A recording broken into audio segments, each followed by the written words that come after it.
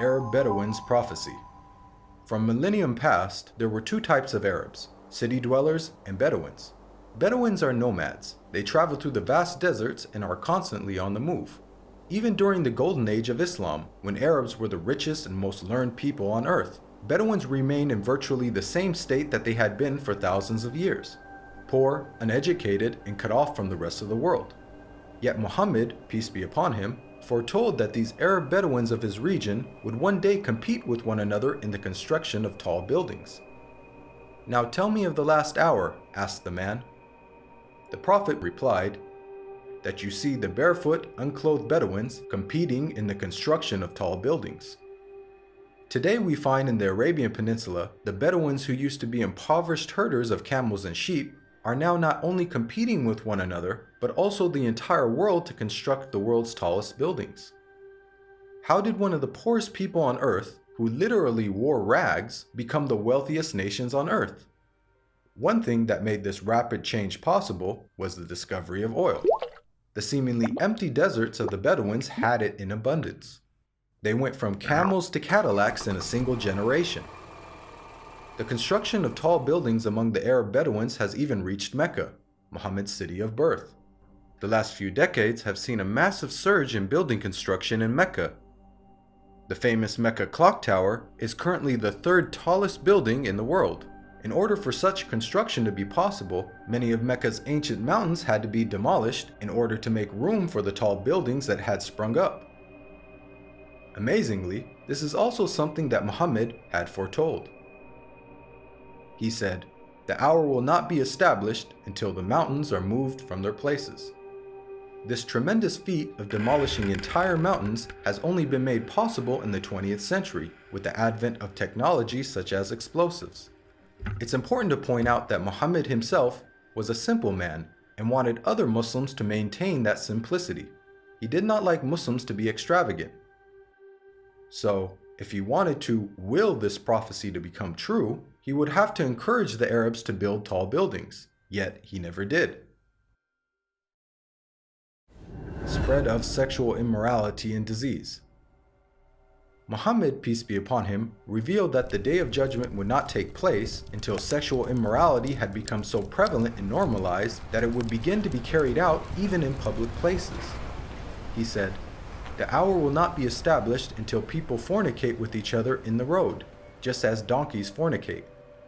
Today we live in a world where we are being constantly bombarded with explicit sexual imagery, be it in TV, film, or advertising. And with the advent of the internet, pornography has now become readily available at any time and any place. In fact, we are finding more and more stories in the news of people being arrested for having sex in public. And an interesting side note is that the Prophet Muhammad, peace be upon him, described what will be the consequences of such widespread sexual immorality. He said, "Never does sexual perversion become widespread and publicly known in certain people without them being overtaken by disease that never happened to their ancestors who came before them." The increase of sexual immorality has seen the emergence of previously unheard of diseases such as AIDS, just as the Prophet Muhammad had forewarned. A world steeped in interest. Muhammad, peace be upon him, claimed that the practice of interest would one day become so dominant that even those who try to avoid it will still feel its impact. He said, "A time will come upon mankind when they will consume interest. Whoever does not take from it will be afflicted by its dust." This clearly describes the state of the world economy today. In the modern world, it is almost impossible to avoid dealing with, or at the very least being impacted by, interest. Just think about how many people have interest-bearing bank accounts and buy things using credit cards. Even if one somehow manages to avoid dealing in interest directly, almost every aspect of our lives is impacted by it. Central banks influence the purchasing power of our money, and virtually every country in the world, even those considered to be wealthy, are drowning in interest-based debt. The financial system even suffered a global collapse in 2008, a disaster which had plunged the world into economic turmoil, the consequences of which will be felt for generations to come. What makes this prediction amazing is that the financial state of the world over the last century is unique in history. At the time of Muhammad, Finance was based on commodities with intrinsic value, such as gold and silver coins. Gold and silver have been used as the most common form of currency throughout history. The use of paper money with no intrinsic value, along with the massive debt and interest that it has resulted in, is a phenomenon of modern finance, and not something that could have been easily guessed by Muhammad over 1400 years ago. The defeat of Rome and the conquest of Persia. During the Battle of the Trench, where Muhammad, peace be upon him, and his followers were under siege by their enemies, being outnumbered 3-1 and staring in the face of certain defeat, the Prophet made some bold predictions. He said, "God is most great. I have been given the keys of Syria. By God, I can see its red palaces at the moment. God is most great. I have been given Persia. God is most great. I have been given the keys of Yemen." At that moment, Muhammad had made the astonishing claim that the Muslims would not only take the lands of Yemen and Syria, much of which was under the occupation of the Roman Empire, but that they would also defeat the mighty Persian Empire.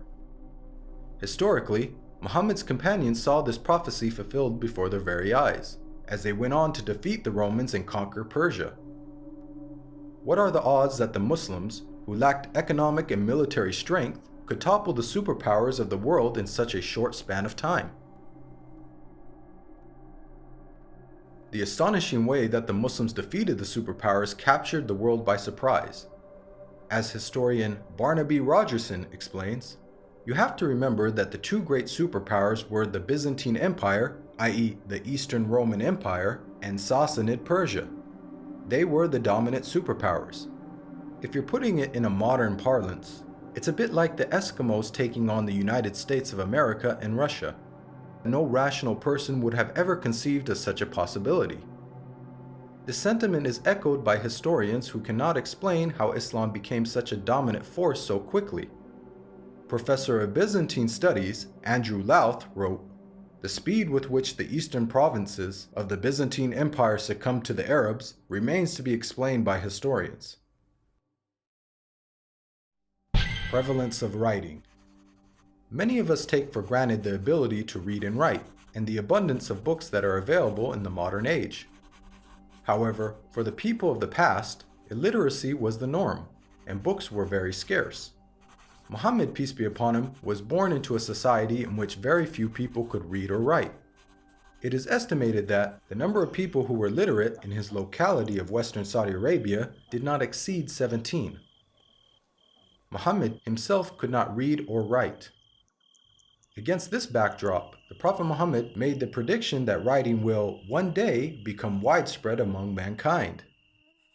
He said, "Ahead of the hour, the pen will prevail." The Arabic word used for pen here is qalam, which also carries the wider meaning of writing. This perfectly describes our world today, in which it is the norm for people to read and write, and there is an abundance of books, newspapers, and magazines. This has only been made possible thanks to 15th century technological advances, such as printing that took place over 800 years after Muhammad's prophecy. And with the advent of the internet, writing is spreading even more. Anybody with a computer or smartphone now has access to millions of books with just the click of a finger. It's quite powerful that Muhammad, who could neither read nor write, prophesied the spread of reading and writing. The greening of Arabia's deserts. The Prophet Muhammad, peace be upon him, made a bold prediction about the future state of Arabia. He said, "The hour will not begin until the land of the Arabs once again become meadows and rivers." This narration anticipated the greening of Arabia's extensive dry desert environment. As recently as 1986, there was little to no farming in the region. However, over the last 30 years, these deserts have been transformed to grow grains, fruits, and vegetables, thanks to techniques such as center pivot irrigation. This is a process that pumps water to the surface from deep underground reserves, some of which date back to the last ice age 20,000 years ago. Now put yourself in the position of a person living in 7th century Arabia. This region hosts some of the most extensive sand and gravel deserts in the world, with very little rainfall. Could anyone inhabiting such a harsh environment ever rationally conceive of the possibility that one day there would be a plentiful supply of water and abundant crops? This prophecy also makes a claim about the ancient past. Note the words of Muhammad, "The lands of the Arabs once again become meadows and rivers."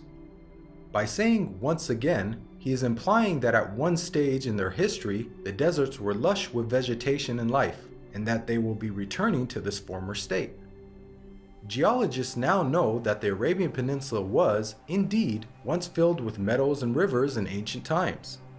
Modern archaeological discoveries have uncovered a number of fossils and conclude that once upon a time, the Arabian Peninsula was much greener and wetter, just as Muhammad had revealed. The rapid spread of Islam and the decline of the Muslims. Muhammad, peace be upon him, predicted that the Islamic civilization would reach both east and west. He said, "God folded the earth for me, and I saw its east and west, and the dominion of my nation will reach as far as the earth was folded for me." History bears witness to the fact that Islam spread rapidly, both east and west, just as Muhammad boldly had foretold. At the time, this was a geographic expansion the likes of which the world had never witnessed. The Islamic Empire was the largest the world had ever seen. The Prophet Muhammad not only informed us about the spectacular rise of the Muslims, he also foretold their decline. He said, "The nations will call each other and set upon you, just as diners set upon food." Someone then asked, "Will it be because of our small number that day?" The Prophet Muhammad replied, "Rather, on that day you will be many, but you will be like the foam on the river." Here we can see that Muhammad prophesied the dire circumstances in which the Muslims would find themselves. He explained that a day would come in which the Muslims would be large in number, but in such a state of weakness that other nations would invite one another to set upon them. The analogy of Muslims being eaten as a meal was given, which emphasizes just how helpless they would become. This prediction accurately describes the radical turn of events that took place in the Muslim world in the 19th and 20th century. Prior to this, the Muslim lands had grown to become some of the most powerful in the world. From the time of the death of Muhammad until the 19th century, the Muslims were economically, politically, militarily, and technologically far ahead of most of the world. Then the unthinkable happened. Nearly all the Muslim world was occupied, colonized, and militarily defeated by non-Muslim nations. Russia had annexed the Caucasus. France controlled Algeria, Morocco, and Tunisia. Great Britain occupied Egypt, Syria, Iraq, Palestine, and India. And the Dutch controlled Malaysia and Indonesia. Of the 50 Muslim countries that exist today, only a few survived occupation, and the ones that did were still subject to colonial masters. All of this is just as the Prophet Muhammad had predicted. At the time, there was an estimated 200 million Muslims, representing 12.5% of the world's population. But their considerable numbers could do nothing to prevent the defeat by their rivals. They were weak like the foam on a river. Again, just as Muhammad had foretold. If we reflect on this prediction, it is quite counterintuitive. If this prediction was guesswork, then it would have made more sense to state that the Muslims would be diminished in number and that would be the cause of their weakness. Yet Muhammad predicted the exact opposite. A paradoxical situation of the Muslims being vast in number but very weak. And it came true.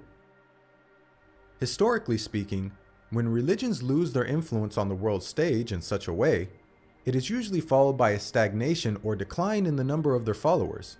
Yet Muhammad foretold the exact opposite with regards to the religion of Islam. He said that it would continue to grow in terms of the number of followers, to the extent that it would eventually enter every household. He said, "This matter will certainly reach every place touched by night and day. God will not leave a house or residence, except that God will cause this religion to enter it." Today we are witnessing this prophecy unfold before our very eyes. Islam is currently the fastest growing religion in the world, with nearly 1 in 4 people on earth being a Muslim, and is forecasted to be the world's largest religion by the year 2070. This is despite Islam being constantly attacked by the media, the colonization of Muslim lands, and the many wars that have been waged in the Muslim world.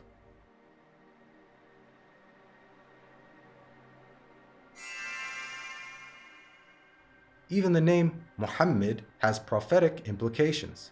It's an Arabic word that means the praised one. The Quran states how Muhammad's remembrance will be raised. We elevated your mention for you. Since this verse was revealed over 1400 years ago, the Prophet Muhammad, peace be upon him, has been the most praised person in history. Today, not a second goes by without a minaret somewhere in the world publicly proclaiming the time for prayer and saying, أشهد أن محمدًا رسول الله.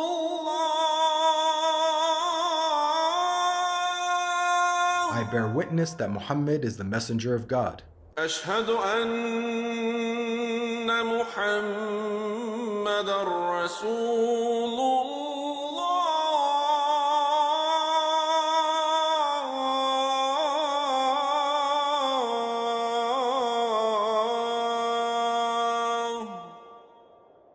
Moreover, the name Muhammad is consistently the most popular name given to newborns across the globe.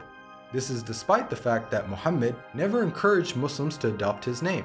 In fact, he said that the best names are Abdullah and Abdurrahman.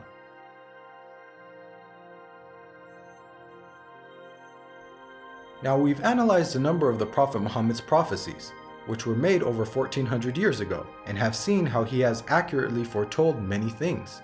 Purely from the standpoint of basic probability, for someone to accurately guess about such future events, which spanned across multiple nations in different time periods, many of which were outside the sphere of Muslim influence, to give so many predictions without making a single mistake is utterly impossible.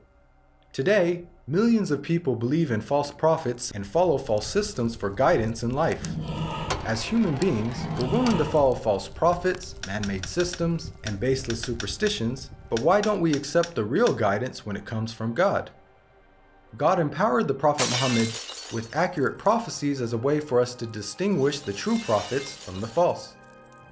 Truth has now arrived, and falsehood perished, for falsehood is, by its nature, bound to perish.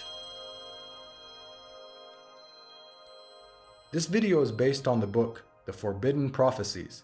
To learn more about the evidences for Muhammad's prophethood, please download your free copy of the book at the link below.